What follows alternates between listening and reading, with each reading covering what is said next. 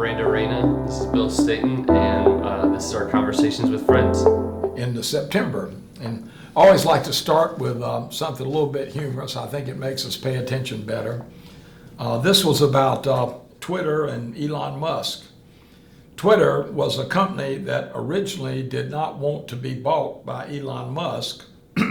Now they're suing Elon Musk, someone who originally wanted to buy Twitter but does not want to now, to force him to buy them. You can't make it up. What right? a bizarre situation. Yeah, only in Bizarro world. But did want to start out, I was sharing this with Brando before we started.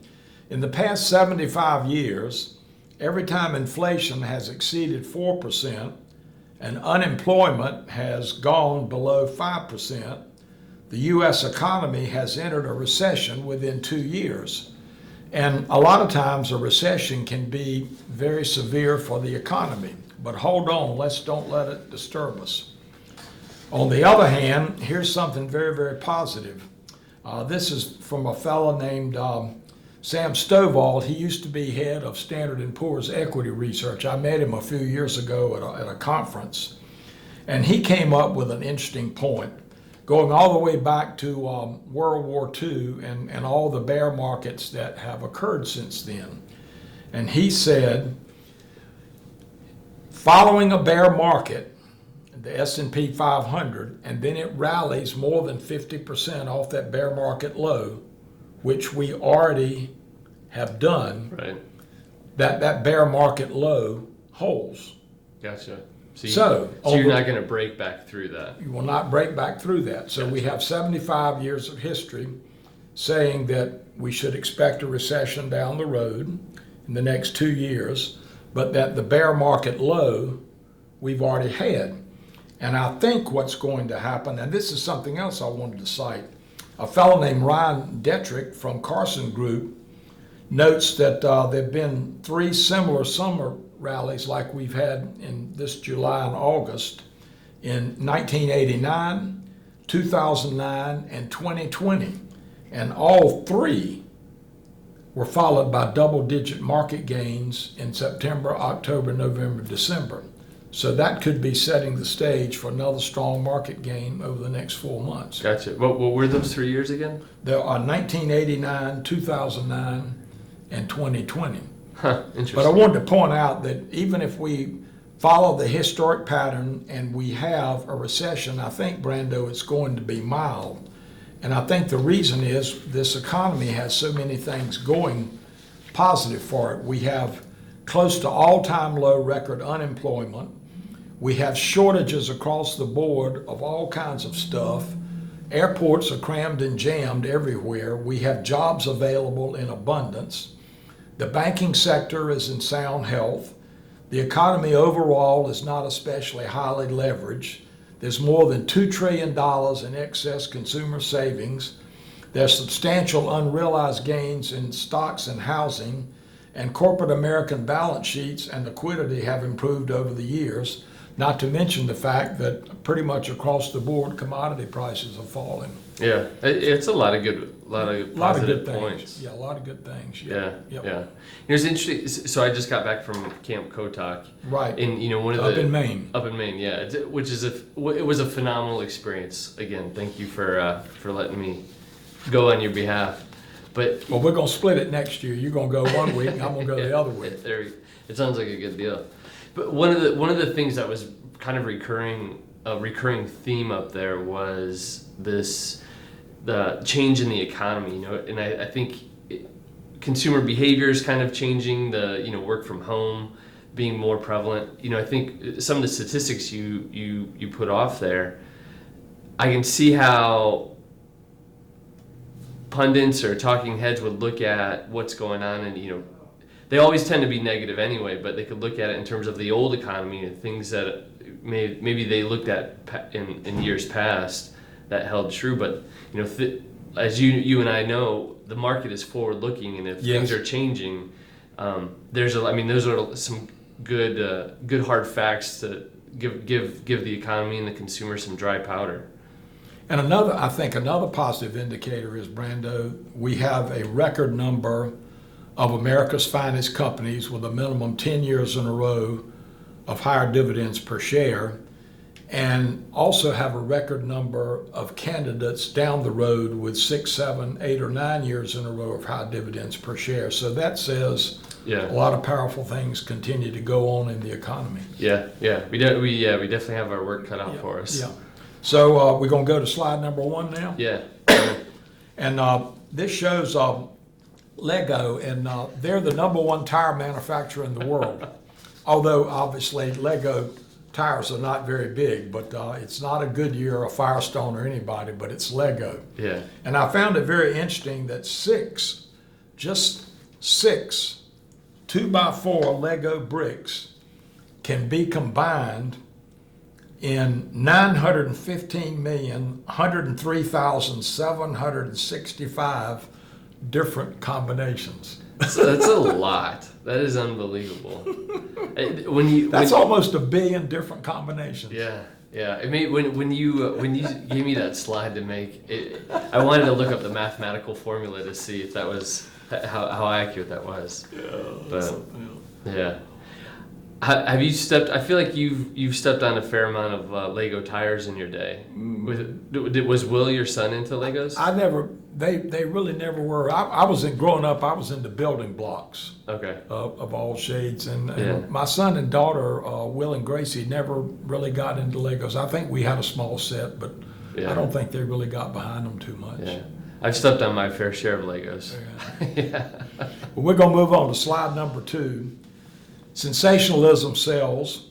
Almost all of it is noise, and almost none of it is actionable. And the reason that Brando and I are showing this is because so much of the headlines in the news and in the papers and whatever, and it's not necessarily just concerning financial and the stock market, but so much of headline stuff is sensationalistic, and it really doesn't necessarily have to do anything with what's really going on. As a simple example, not that long ago, the headline news was about how weak results were at Target and Walmart, as an example, when more than 2/3 of the companies in the S&P 500 were reporting above average expected profits, but the media seemed to be focusing on the sensationalism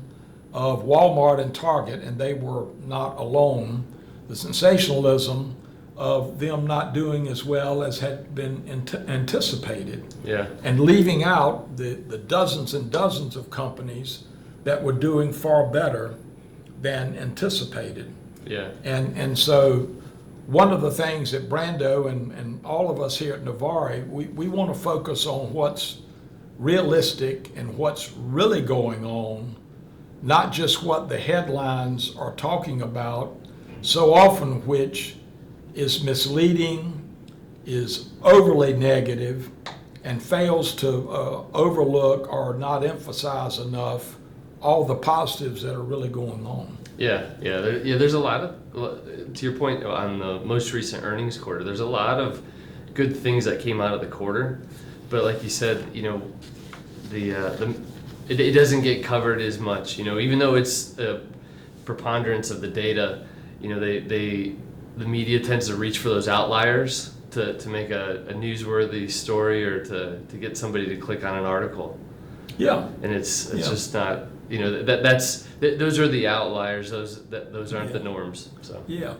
And the next we show a chart of interest rates, and this is a 200-year history, 2 centuries of real interest rates, which take into account inflation. And you can see that on the far end, the red circle, where interest rates have dipped below the line, and typically when they go below the line, they lead to a recession, which and that's really where we are today. And so again, we may be leading up to having some kind of recession down the road. It's not guaranteed, but we may have one. But again, Brando and I believe if we have one, it will be relatively mild. More and more of the media are pointing out that we have an inverted yield curve, which historically has pointed to a recession, been a leading indicator of a recession. But if you look at the municipal bond yield curve, Brando, it's positive. It's exactly the opposite. Yeah, it's still positive. It's a positive yield curve. Longer maturity bonds provide a higher yield than shorter maturity bonds, and that's the way it ought to be. So one kind of contradicts the other. Yeah. And they're not all negative. Yeah, we found some interesting trades in the municipal bond. I know most of our clients are focused on just the equities, but within the bond market, there's definitely been some value that we've been able to find as of late. Mm-hmm. I think most of it is in that municipal land, where you still have a regular yield curve. So, There's some good opportunities. Yeah. Saw on the news several weeks ago, there was a blind man. Don't know what age he is, but believe it or not, he repairs car engines. And he set a record for driving a car more than 200 miles an hour, even though he's blind. And he was talking to a young person, a teenager, I believe. I don't remember if it was a he or a she, but he was talking about how to use the blindness to the young person's advantage. And he said a quote that I thought was incredible. You can make excuses or you can make it happen. Yeah. And I just loved it. And he was talking to this teenager, basically saying, don't let your blindness get you down. Use it for what it's worth and work around it. Yeah. Just like he did, being able to set the world's record for driving a car. I think it was almost 240 miles an hour. Holy cow! So was that out in the salt flats? Somewhere out there, yeah. Yeah. Mm-hmm. Oh my goodness. And they showed him Did they really? driving it, and he did it. That's impressive. Start to finish. Yeah. I feel like I need to use that line with my kids to get them to clean their room. You can make excuses, or you can make it happen. I agree. So. I thought I had a closing thing, Brando. Let's see if I can find it. Yeah. We like to close. Of course, always if you have questions for Brando and me or concerns, we like to hear from you. But I wanted to close with a prayer from a Buddhist monk from about 700 A.D. It's been said that His Holiness the Dalai Lama considers this text to be the source for developing altruism in your character and the spirit for awakening. It's also said that His Holiness the Dalai Lama recites this prayer every morning as part of his waking ritual. So let me read this to you.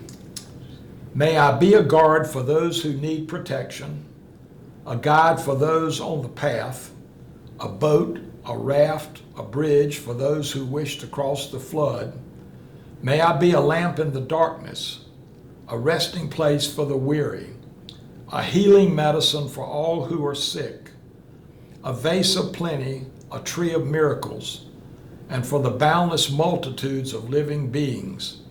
May I bring sustenance and awakening, enduring like the earth and sky, until all beings are freed from sorrow and all are awakened.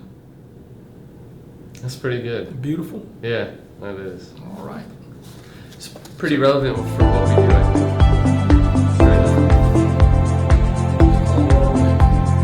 Well, thank you all for joining us. And again, we hope this is helpful to you for